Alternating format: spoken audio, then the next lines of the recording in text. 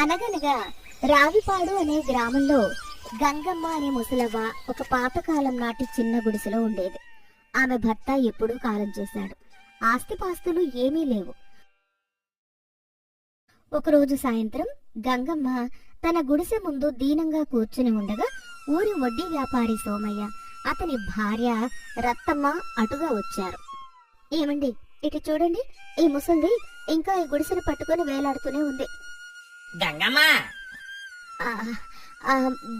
బాబు గారు, రండి బాబు. రావడానికి పోవడానికి ఇదేమైనా నీ ఇల్లా? నా ఇల్లే కదా బాబు, నా మొగుడు కట్టిందే. నీ మొగుడు కట్టాడు. దాని కింద ఉన్న ఈ భూమి ఎవడిదో తెలుసా? మాది. నీ మొగుడు నా దగ్గర తీసుకున్న 10 వరహాల అప్పుకు ఈ జాగాను తాకట్టు పెట్టాడు. అయ్యో తల్లి, ఆ అప్పు ఎప్పుడో తీరిపోయిందని. ఎవరు చెప్పారు తీరిపోయిందని? వడ్డీ, దాని మీద వడ్డీ అన్నీ కలిపి ఈ జాగా మా సొంతం అయిపోయింది. రేపు ఉదయానికల్లా ఈ గుడిసె ఖాళీ చేయి, ఏటో ఒకెళ్ళి వెళ్ళు. బాబు, ఈ ముసలిదాన్ని బయటకు గెంటెయ్యకండి. ఈ వయసులో నేనెక్కడికి పోగలను? చలికి గాలికి నేను చచ్చిపోతాను బాబు. చస్తే మాకేంటి? మా జాగా మాకు కావాలి. ఇక్కడ పెద్ద ఇల్లు కట్టుకోవాలని మేము అనుకుంటున్నాం. తల్లి, నాదొక్కటే ఆశ. నేను ఈ గడ్డ మీదనే కన్ను మూయాలి. నా మొగుడు పక్కనే నన్ను తగలబెట్టాలి. దయచేసి ఆ ఒక్క వరం ఇవ్వండి. వరమా? నీకు దిక్కులేదు, వరం అడుగుతున్నావా? మర్యాదగా రేపు ఖాళీ చేస్తున్నావా లేక నిన్ను గెంటేయమంటావా?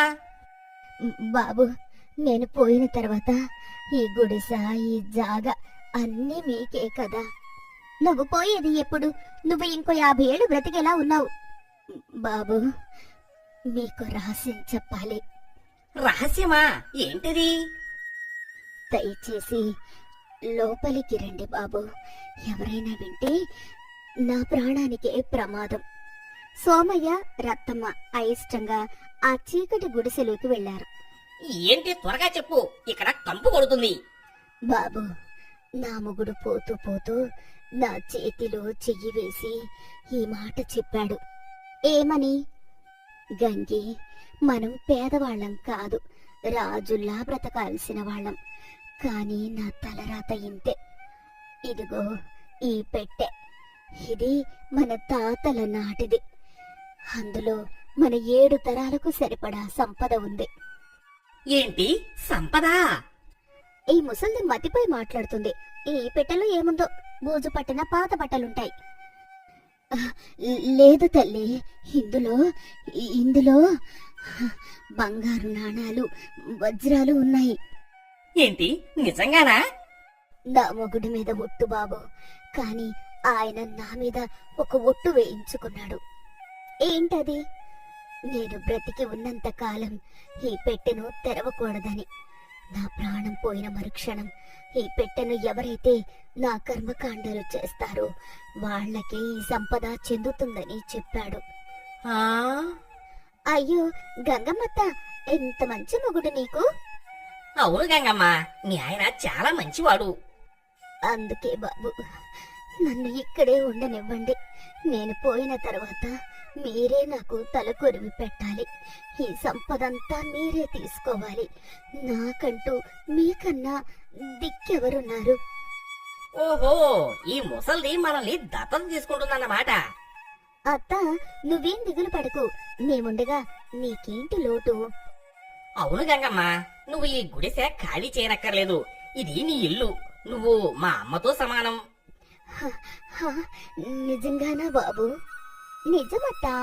నువ్వు రేపటి నుండి మా ఇంటికి భోజనానికి రా. ఈ పాత కంప గుడిసెలో ఎందుకు? అయ్యో తల్లి, వద్దు. నా మొగుడు ఉన్న చోటు వదిలి నేను రాను. కాని కడుపుకు కొంచెం గంజి పోస్తే చాలు తల్లి. గంజి ఏంటి గంగమ్మ? నీకు రేపటి నుండి మా ఇంటి నుండి 3 పూటల నెయ్యి వేసిన భోజనం వస్తుంది. నువ్వు హాయిగా తిని ఆ భగవంతుడి దయ కోసం ఎదురు చూడు చాలు. మీరే నా దేవుళ్ళు బాబు. సోమయ్య, రత్తమ్మ సంతోషంగా తమ ఇంటికి బయలుదేరారు. ఏమండి, మన అదృష్టం చూసారా? ఆ ముసల్ది మనల్ని ఎంత పిచ్చివాళ్ళని చేసిందో. అవును, దాని కింద వజ్రాలు పెట్టుకుని మన దగ్గర 10 వరహాల కోసం ఏడ్చింది. ఇప్పుడు ఏం చేద్దాం? ఏం చేద్దాం? ఆ ముసలి చెప్పింది కదా, దానికి కర్మకాండలు చేసిన వాళ్ళకి ఆ ఆస్తి. అంటే మనం దాని బాగోగులు చూడాలి. మనం చూడాలా? ఓపిక పట్టుకురత్తమ్మా. ఆ ముసల్ది మహా అయితే ఇంకొక 6 నెలలు బ్రతుకుతుంది. ఈ 6 నెలలు మనం దానికి సేవలు చేస్తే ఆ తర్వాత ఆ పెట్టె మనది. అవును కదండి, రేపటి నుండి దానికి పంచభక్ష పరమాణాలు పంపిద్దాం. మరుసటి రోజు నుండి గంగమ్మ దినచర్య మారిపోయింది. అత్త, గంగమ్మత్త, లే, వేడి వేడి గారెలు తెచ్చాను. అబ్బా, ఎంత బాగున్నాయో తల్లి, నువ్వు చల్లగా బ్రతకాలి. గంగమ్మ, ఈ పాత చింపిరి గుడ్డలు ఏంటి? ఇదిగో కొత్త పట్టు చీర కట్టుకో. నాకా బాబు?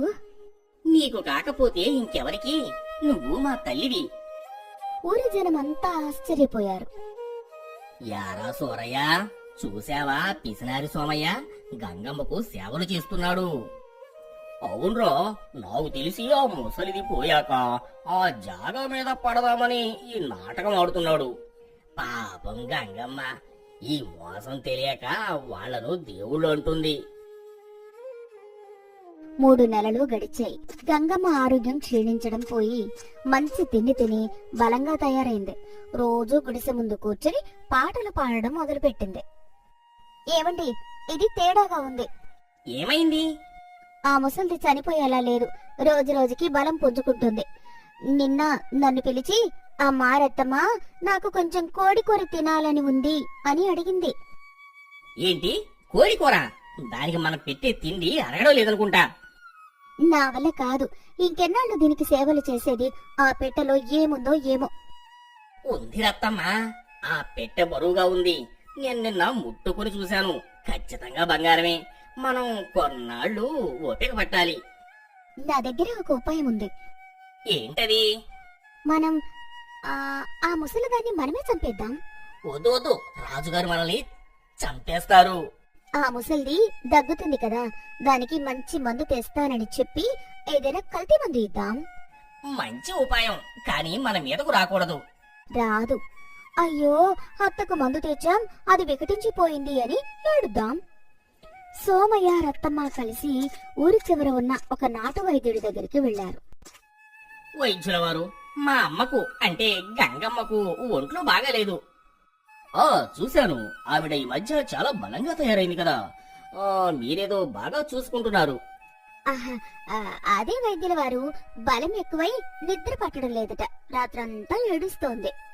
ఏదైనా మంచి మందు ఇవ్వండి, ప్రశాంతంగా నిద్రపోయేలా. శాశ్వతంగా నిద్రపోయినా పర్లేదు. ఏంటి?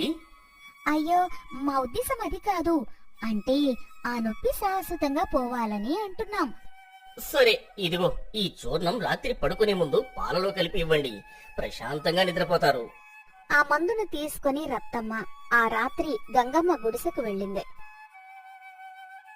అత్త, ఇదిగో నీకోసం వేడి వేడి పాలు తెచ్చాను. పాల? నాకెందుకమ్మా? నీరసంగా ఉన్నావు కదా అత్త, తాగు. ఇదిగో, ఇందులో నీ దగ్గు మందు కూడా కలిపాను. ఈ మందు వాసన ఏదో తేడాగా ఉందే తల్లి.